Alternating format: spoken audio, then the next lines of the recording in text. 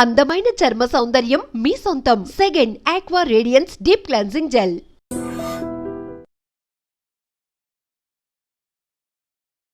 చెరువులు, కుంటలు, నాలాలు ఎవడు కబ్జా చేసినా నిర్దాక్షిణ్యంగా గులగొట్టమని చెప్పింది. ఈ దేశంలో సుప్రీంకోర్టు కంటే పెద్ద కోర్టు ఏంది? ఏం కోర్టు ఉంది అంటున్నా? ఎవరు పడితే వాళ్ళు స్టే ఎట్లా ఇస్తారు? ఎవరు ఇచ్చారు మీకు అధికారం? సుప్రీంకోర్టు చెప్పింది వినాలని హైకోర్టులకు లేదా? ఏం వినాలే? మొన్న పోయారు కదా హైకోర్టుకు అనురాగ్ యూనివర్సిటీ వాళ్ళు. ఆయన కాయిదాలు చూసి వారం రోజులు టైం ఇచ్చి తహసీల్దార్ను ఒకవేళ ఎఫ్టీఎల్ ఉంటే తీసేయమని చెప్పిండ్రు. దానికి విద్యార్థులను అడ్డం పెట్టుకొని ఒక ఆయన, వెంచర్ను అడ్డం పెట్టుకొని ఇంకొక ఆయన, రాజకీయ నాయకులను అడ్డం పెట్టుకొని ఇంకొక ఆయన, ముఖ్యమంత్రి అన్నున్నాడని ఇంకొక ఆయన. ముఖ్యమంత్రి అన్నున్న కాలనీ అది దుర్గం చెరువు లేఅవుట్ కాదా? అది ఎట్లా లేఅవుట్ చేసిర్రు? అప్పుడు పర్మిషన్ ఇచ్చిన జిహెచ్ఎంసీ కమిషన్ని తెచ్చి ప్రాసిక్యూట్ చేయాలి కదా.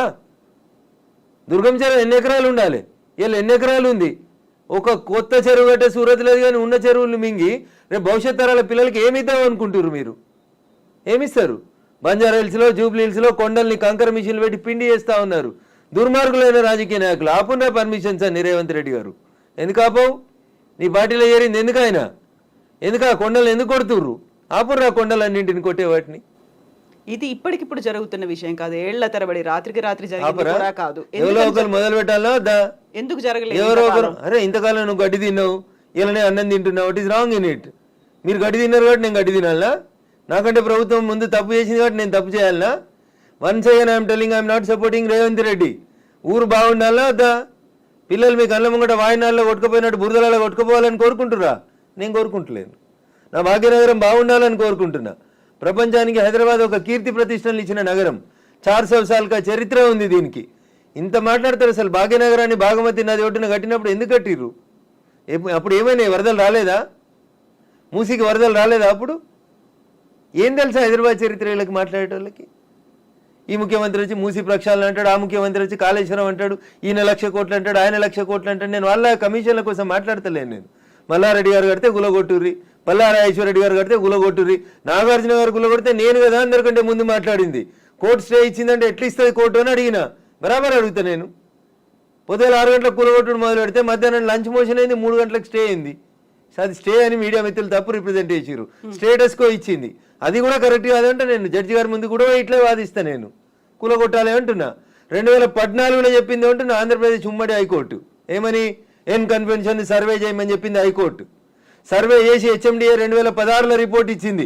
అందులో 3.5 ఎకరాల ఎఫ్టీఎల్ బఫర్ జోన్ ఉందని. 2016 నుంచి ఇలా ఎందుకు కూలగొట్టలేదు అంటున్నా.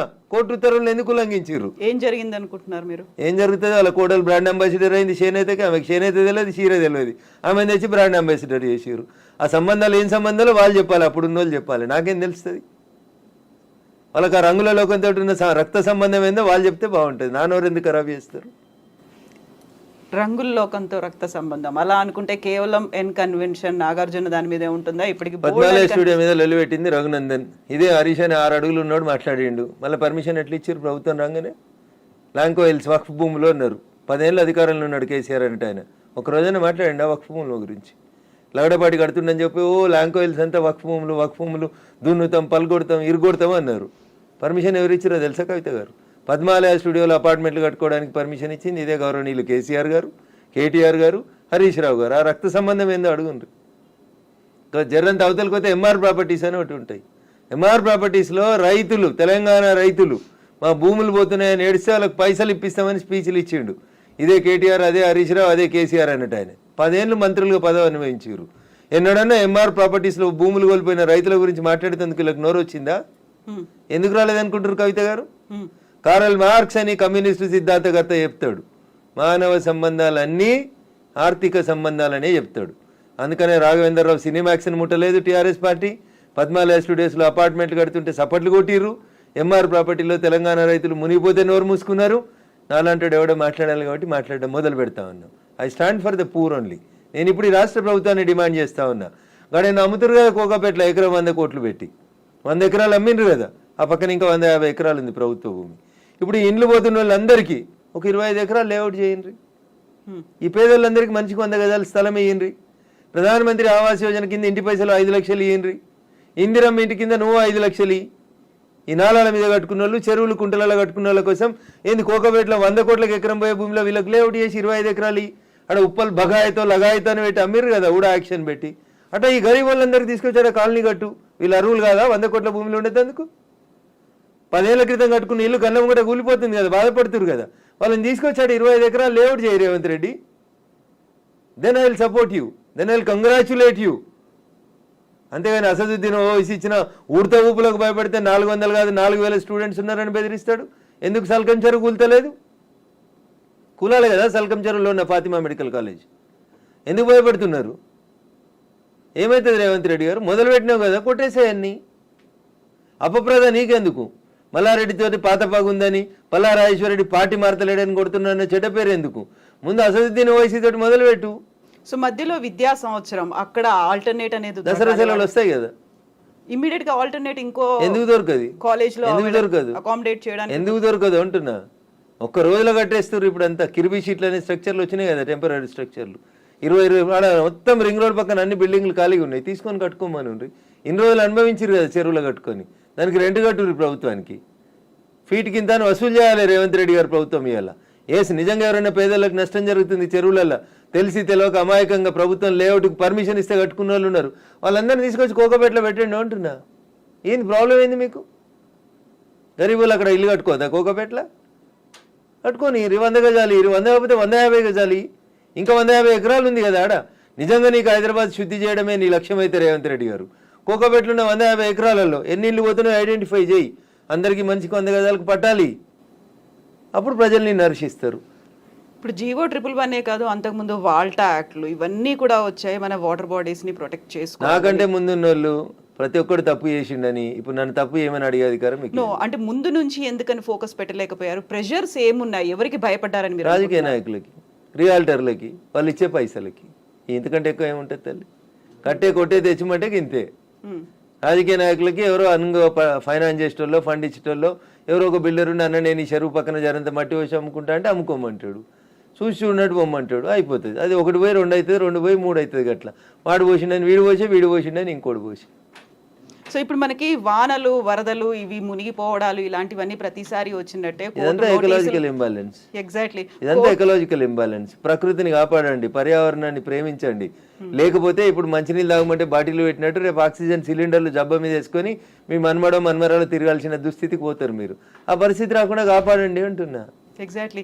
సో కోర్టు నోటీసులు, స్టేలు, ఆ తర్వాత స్టేటస్ కో మెయింటెనెన్స్లు ఇవన్నీ కూడా అంటే ప్రతిదీ ఏది టచ్ చేద్దామన్నా మళ్ళీ కోర్టుతో లింక్ అయి ఉంది కాబట్టి ఇది కూడా ఎక్కువ కాలం నిలవదేమో హైడ్రా అనేది కూడా వినిపిస్తుంది. యాజ్ అడ్వకేట్ మీరేం చెప్తారు అసలు? సో నేనేమంటున్నా, శుభం గోర్ర పెళ్లి కొడుకు అంటే ఏదో అన్నాడంటే అట్లున్నది మా కవిత ఆలోచన.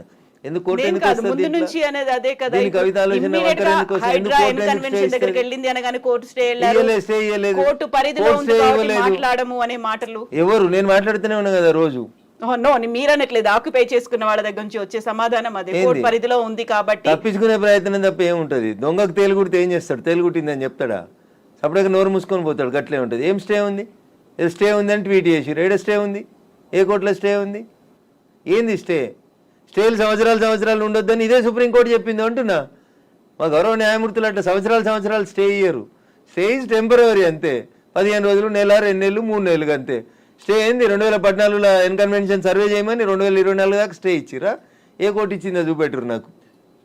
మీ అంత చదువుకోకపోవచ్చు కానీ నాకు స్టే అంటే ఏందో అర్థం తెలుసు, జర చూపెట్టుర్రి.